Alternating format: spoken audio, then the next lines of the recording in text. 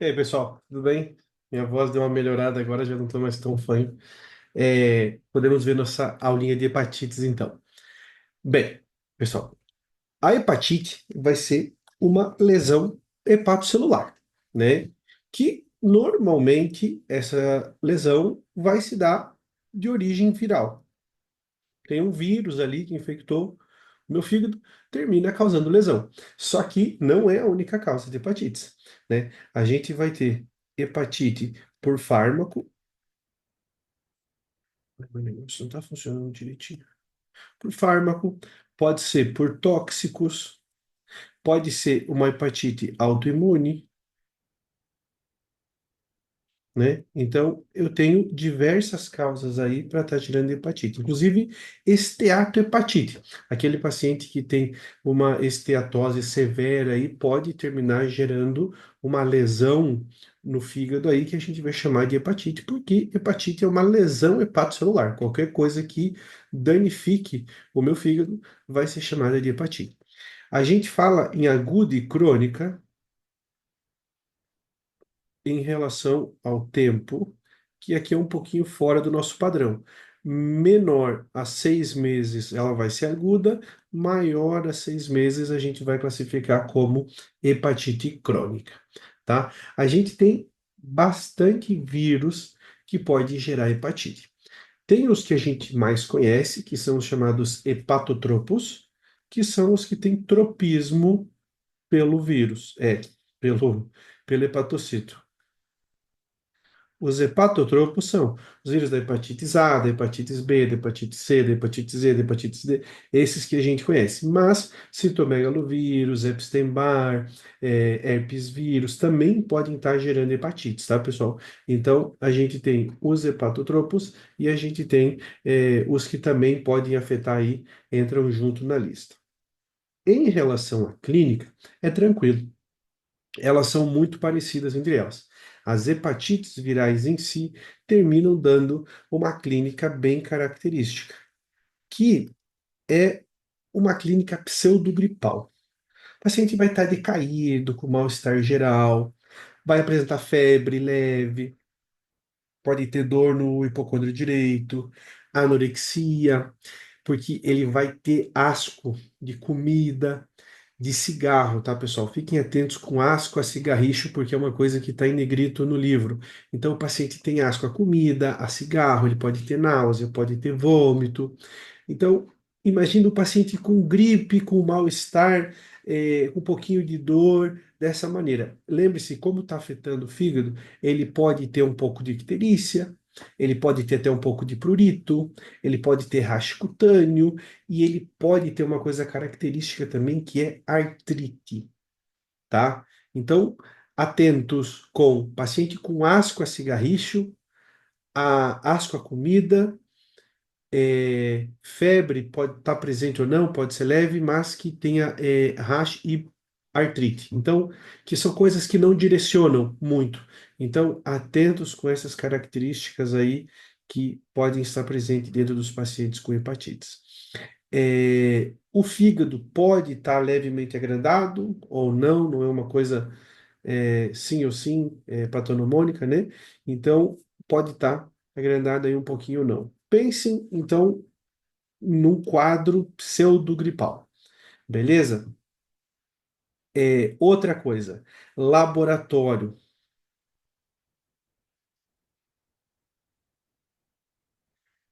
O pessoal que foi aluno meu de bioquímica vai lembrar que a GOT e a GPT, que são as transaminasas, elas vão vir por 10, tá? Não sei se vocês lembram que o valor normal é até 40 unidades, mais ou menos, dessas duas enzimas. Quando elas aparecem 400, 500, pode aparecer até de 1.000, a gente está falando de hepatites. Mais que 400, vocês não vão pensar que é um dano hepático por esteatose, cirroses, insuficiência hepática. Porque para eu ter essas enzimas no plasma, significa que eu estou tendo lesão, estou tendo morte de hepatocito. E essas doenças mais crônicas não elevam tanto as transaminasas como numa doença aguda, como uma hepatite, tá? Então, essa lesão, quando vem assim multiplicado por 10 essas transaminases, você diretamente pensa em hepatite e vai fazer os estudos ali para diagnosticar, ver como é que tá. No laboratório é importante vocês analisarem também o Quick, pessoal, para ver se esse paciente está coagulando bem, já que eu tenho uma afetação hepática. Então, ademais de você pedir todo ali o teu hemograma, você vai pedir hepatograma e vai pedir tempo de coagulação, vai pedir Quick aqui para ver como é que está esse paciente. No interrogatório do paciente com hepatites, tem algumas coisas que direcionam bastante para a gente. Então, por quê? As infecções por hepatites, elas têm algumas características. Alimentos contaminados, água contaminada, é, contaminação fecal oral, pacientes que compartilham drogas endovenosas, transfusões sanguíneas, homossexualidade, população carcerária. Então, coisas que são relevantes para você perguntar numa anamnese de paciente com hepatite. Aonde que você mora, né? Como que é lá? As condições sanitárias, condições de água e esgoto. Você fez tatuagem ou piercing recentemente? Faz uso de algum tipo de droga? Compartilha seringa, esse tipo de coisa? Como é que é a sua vida sexual? Quantos parceiros você tem? Usa preservativo? Esse tipo de coisa é relevante, tá? ah, Histórico de doença autoimune, esse tipo de coisa, tudo a gente tem que estar perguntando. Ah, e já vão treinando também, para quando vocês estiverem fazendo revalida, todas essas questões que envolvem carga viral aqui, pedir o calendário vacinal desse paciente, pedir se ele tem as vacinas dele em dia contra hepatites. Bem, vamos falar um pouquinho de cada um dos vírus hepatotropos aqui, porque são relevantes para nós. Opa, RAV. O vírus da hepatite A. Esse aqui, pessoal, o RAV, ele é o grande campeão. Ele é o que mais infecta no mundo. Em questão de prevalência, ele vai ser o campeão. A principal forma de contaminação dele é fecal oral. Fecal oral, mas também pode ser transmitido por alimentos contaminados. Ah, Essa é a principal via. Agora, o que que a gente tem que ficar atento aqui? A gente não pode descartar a população homossexual. Não só eles, né? É mais predominantes nele, mas o pessoal que não se cuida, que tem contato anal, bocal, que faz sexo anal, faz sexo oral, esse tipo de coisa, porque pode haver essa contaminação, tá? Eu falei sobre a questão da homossexualidade porque é a população mais atingida nesse quesito. Para eu fazer o diagnóstico da hepatites A, eu vou solicitar sorologia. Posso fazer ou em laboratório ou teste rápido na busca do anticorpo anti-RAV. Ver se eu tenho IgM anti RAV. Essa é a forma de diagnóstico da hepatites A. Se eu tiver IgG, significa para mim curação. Só que ela tarda bastante a aparecer. As IgMs vão levar aproximadamente 2 meses aí para ter o pico, para eu ter certeza que esse paciente está infectado. Por isso que ela é aguda até 6 meses, tá? Então, a partir dos 2 meses ali que eu vou ver o pico de IgM. O que que eu vou recomendar para esse paciente? Repouso, não tem muito o que fazer. Repouso, fazer uma dieta um pouquinho mais blanda, evitar comida gordurosa, dar uma folguinha para o fígado ali, para ele ir descansando, se recuperando dessa lesão, porque ele é um tecido que se regenera muito. Então, é isso que eu vou recomendar para esse meu paciente, dentro de uma hepatite A aguda, ok? Isso que é importante de hepatite A, pessoal. Vamos falar um pouquinho sobre hepatites B. Essa aqui que é a queridinha das provas, por causa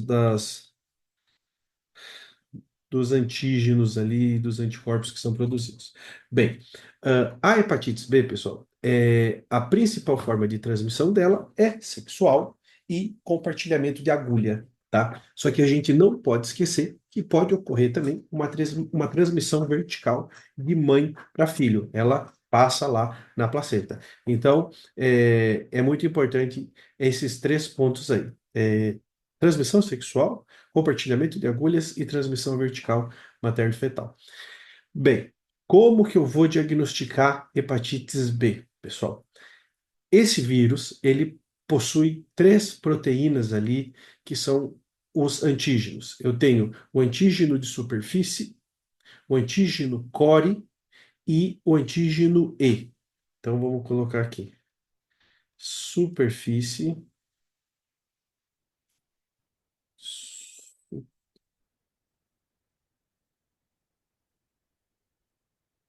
superfície que é o AGS-HB. Eu tenho o antígeno E,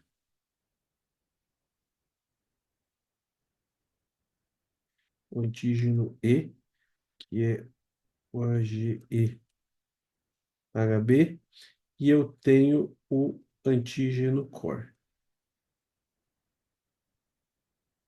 que esse aqui a gente não busca o antígeno, a gente vai buscar o anticorpo contra ele. São três proteínas características aqui que esse vírus possui. Bem, como é que eu vou fazer e o que significa cada um desses antígenos aqui?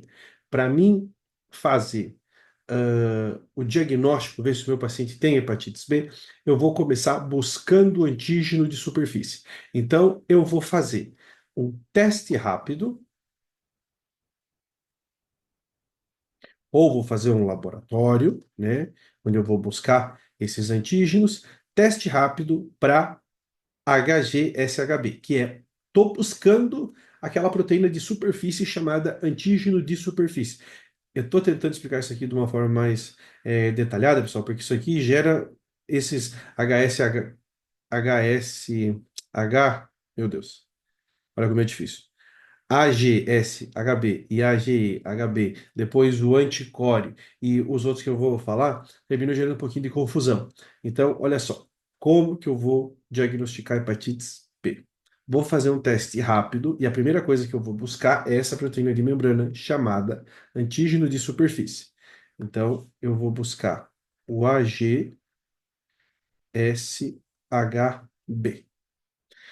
Se ele vem positivo, o que está me falando? Opa, esse paciente teve contato com o vírus.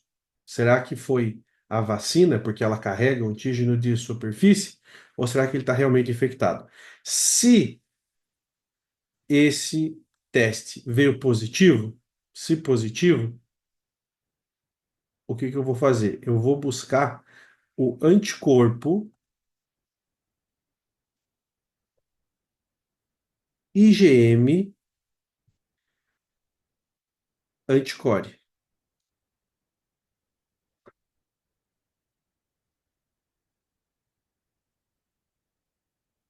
Anticore. Veio positivo, diagnóstico feito. Oh, meu Deus, estou escrevendo todo errado. Diagnóstico de hepatites B. Se esse anticore veio negativo, provavelmente um falso positivo do antígeno de superfície. Ele tem que vir positivo, certo? Antígeno de superfície positivo, anticorpo IgM, anticore positivo, o paciente está cursando com a infecção. Quando começa a aparecer IgG, anti-antígeno de superfície e anticore, já é um sinal de curação. Já estou num processo de curação. A menos que isso se prolongue mais de 6 meses, aí eu vou começar a pensar em crônico, ok? Então, eu penso em curação quando começam a aparecer as IgGs que demoram um pouquinho. E o que que seria o antígeno E que a gente falou? Bem, pessoal, o antígeno E, ele significa replicação viral. Muito atentos, essa última prova do Revalida que eu fiz tinha uma questão exatamente sobre isso aqui. E tinha que saber o que cada coisa fazia. Então, o antígeno de superfície me indica que eu tive contato com o vírus. O antígeno core positivo IgM, infecção nesse. Agora, estou cursando com isso. IgG, já estou no processo de curação. IgG contra antígeno de superfície, curação também. O antígeno E representa que o vírus está ativo se replicando. Ele é um antígeno de replicação viral. Se eu tenho IgM positivo, ou até mesmo IgG positivo, e perdão, antígeno E alto, significa que o vírus segue se replicando, porque ele fica latente, né? Às vezes é muito difícil você erradicar o vírus completamente. Às vezes vem ali IgG, você está no processo de curação, baixou um pouco o sistema imune do paciente, se ativa novamente e ele começa a se replicar. Então, o antígeno E ele é um representante da replicação desse vírus. Bem, certo, pessoal. Depois de 6 meses, se o paciente ainda apresenta uma carga viral detectável, a gente vai falar em hepatites B crônica, ok? Se depois de 6 meses o paciente segue com carga viral, vamos colocar aqui,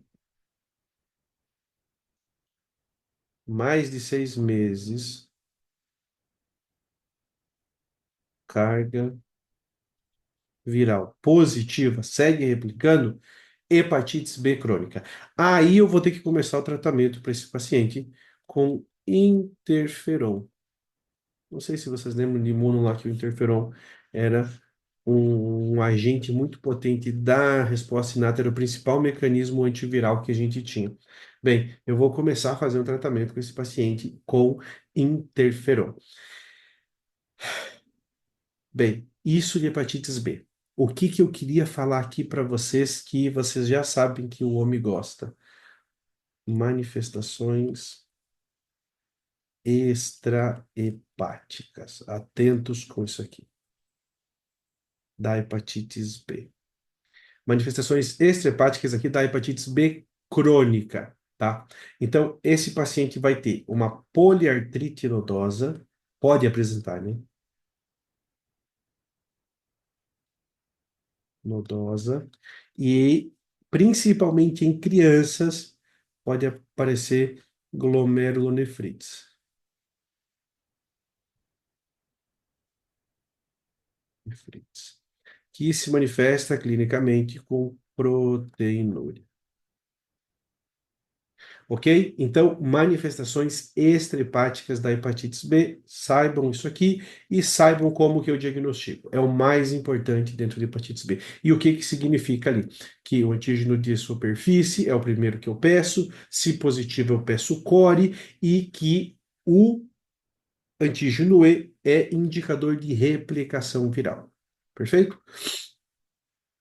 É, o vírus da hepatite D, ele vai meio que junto com o B. Por quê? Ele é um vírus incompleto, o HDV. Ele é um vírus incompleto. Sozinho, ele não é capaz de proliferar. Para ele se replicar, ele vai precisar do B. Para que um paciente tenha hepatite D, ele tem que ter uma infecção concomitante de B. Ele vai usar a maquinária do B para conseguir fazer as proteínas dele. Ele é muito simples, ele é incompleto. Então, eu só vou pensar, eu vou fazer busca de pacientes que estejam infectados com hepatite D, se esse paciente tiver B também. É mais raro, né, pessoal? É bem mais raro porque eu tenho causas aqui, eu tenho coisas dependentes para que ele tenha essa hepatite D. E o tratamento vai ser com interferon também, não tem muito o que saber de hepatite D, porque ela é bem mais rara. Mais importante vai ser a hepatite C, que é o HCV. Por quê? Mais de 80% dos pacientes com hepatite C cronificam. Ela é hepatite C de crônica mesmo. Então, associem que E a hepatite C está relacionada com a cronicidade. Ela vai se dar principalmente em pacientes usuários de droga por via endovenosa. Também pode ser por transmissão sexual, mas principalmente por pacientes que são usuários de drogas endovenosas e também pode ocorrer transmissão vertical, tá? Aqui, pessoal, uma coisa importante na hepatite C é que as IgM podem aparecer mesmo depois de 6 meses. Então, a IgM não diretamente significa que ele está cursando agora, que é recente, que é agudo. E as IgG não simbolizam curação. Não é porque ele tem IgG que a gente conseguiu erradicar o vírus. Então, às vezes, esse paciente está lá com 6 meses já com hepatite e segue tendo IgM elevada. Então, não dá para a gente se filiar muito, até porque mais de 80% delas cronificam, duram mais que 6 meses. Então, serve para a gente ver se o paciente está infectado ou não, tá? O tratamento para esses pacientes com hepatites C que vão à cronicidade vai ser com interferon alfa 2b e, e ribavirina, que é um antirretroviral. Bem, então esse vai ser o tratamento da hepatite C. O que que eu quero que vocês levem de hepatite C, que pode ser perguntado, mais do que isso aqui, porque isso aqui não tem tanta relevância. Na hepatite C crônica,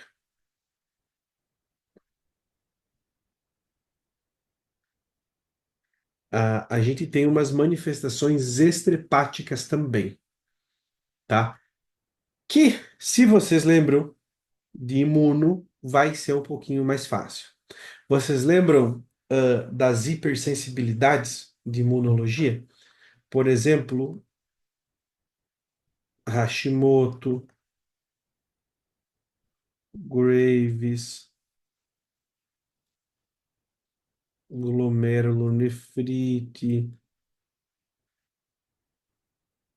vasculite, diabetes tipo 2. Tinha uma outra aqui que não estava, síndrome antifosfolipídico, essa aqui não é.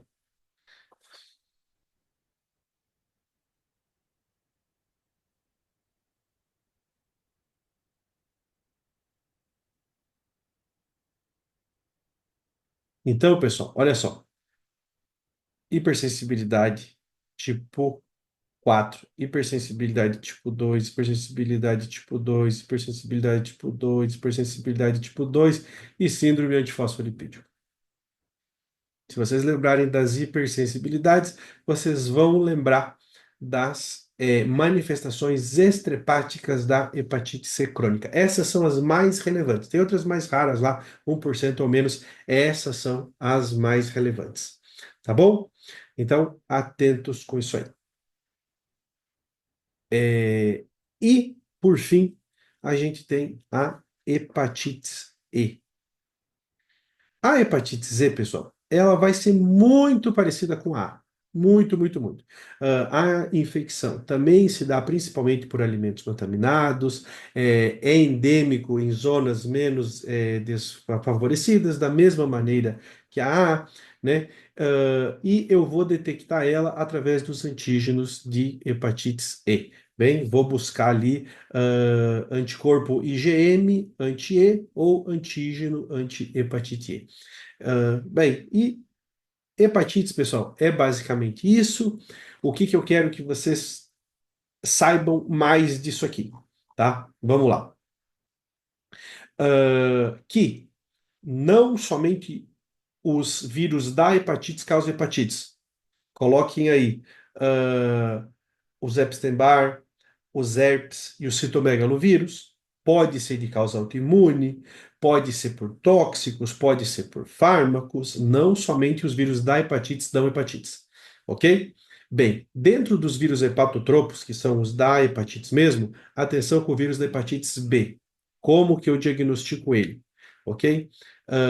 Antígeno de superfície, positivo, anticore positivo IgM, penso em infecção. Presença de IgG, sinal de curação. Antígeno E elevado, alta replicação. Manifestações extrahepáticas, poliartrite nodosa e glomerulonefrite, que dá principalmente em crianças. A hepatite C é a que mais cronifica. Eu vou fazer um tratamento com interferon alfa-2b e ribavirina. E na forma crônica da hepatite C, eu tenho as doenças autoimunes lá, hipersensibilidades que a gente viu em imuno. Fechou? Ah, e a clínica, perdão, a clínica. A clínica é uma clínica generalizada em todas elas, aquele síndrome pseudogripal, astênia, debilidade, anorexia, náusea, vômito, febre baixa, mas principalmente coisas que tem que alertar vocês: asco a comida e a cigarro, rash e artrite, ok? Que são um pouquinho fora. Fechou? Então, hepatites seria isso. Já sei que vocês foram muito bem nas provas ali, já tive algumas notícias. Vamos terminar de repassar agora para fazer nossa final, tá bom? Um beijo para vocês e ótimo dia.